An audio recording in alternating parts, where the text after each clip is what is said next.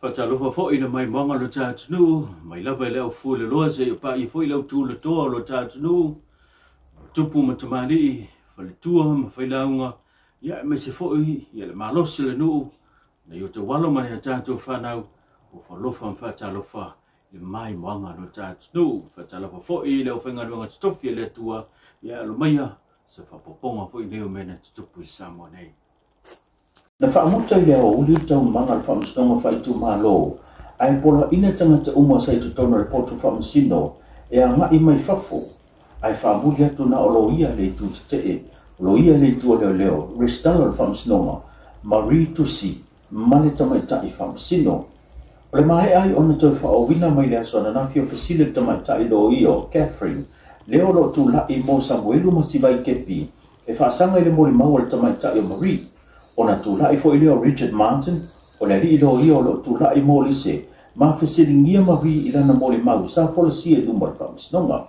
Na manina mai talia Marie na tu inatu Sida Martin, o lo tu mau pela na tali na whailoa ya Catherine, sa iai ma Samuelu, ili teimi na tu poe whaamelave, sa ia io ina fo'i, le vai tau o le whainga palo ta tele, lua olua tasi, ile masino a Perila, au iai le tunu, na vai tau o whainga palo ta sala tono nofo whaatasi ai, ma Samuelu, ma sivai I vai tele.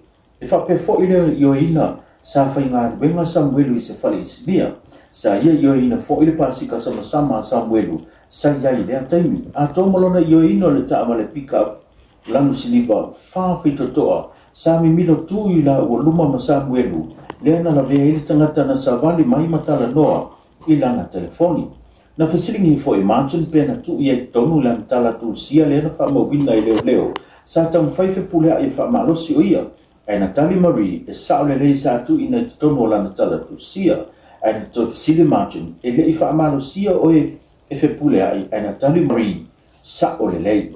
Mai e ai o fasili Richard Martin na tu la iai le tamai tai ma pasua tani a to iloa ma wha iloa I luma wha msnonga. E le ainia o fasili I le mori mau. Na tu lai le nafo tamalangi Strickland o lo tu lai mo le tua leo leo mato tu natu fasili. Sa fasili nia e Catherine ma Martin le mori mau Marie. Sa e nofo ia Samuelu masiwa I le taimina le whainga palota. Sa lua iai ma Samuelu I le taimina tu poai le whaalawe. Na tu lai loe lo ia I tu te e ma whai loa le whamsnonga.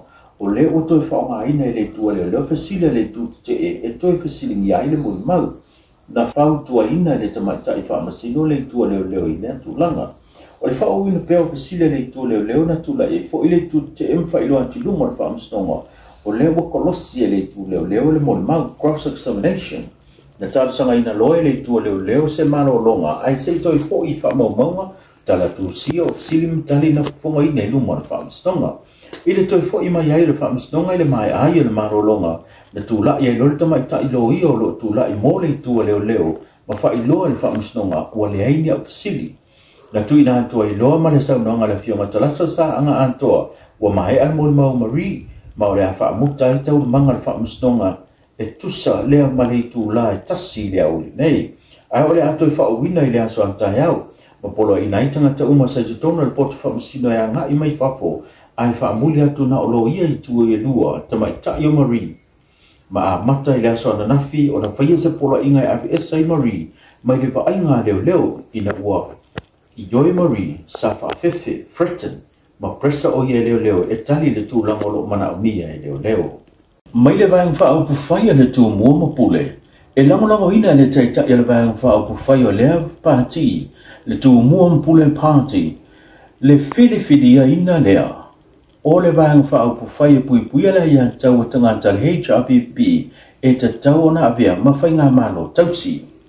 O se whapoponga le nei o le whatautannoanga ma le fionga ia morio mō sona whingalo e tutusai ma lea mata upu. Roka le lua whenufu kasi ai sau whamei mga mia le ko kasi ki ngā whapopo le leong. Ia ka whai ko kasi e rao malo. Ofisiri o fere te ngā uwhafoku. Ia e ka ofisiri tā mālo, me ngā whaukua inga i le eiti, le eiti, Tony Chino. Ia, mea ngā ia wha saumansau. A le kako ngu.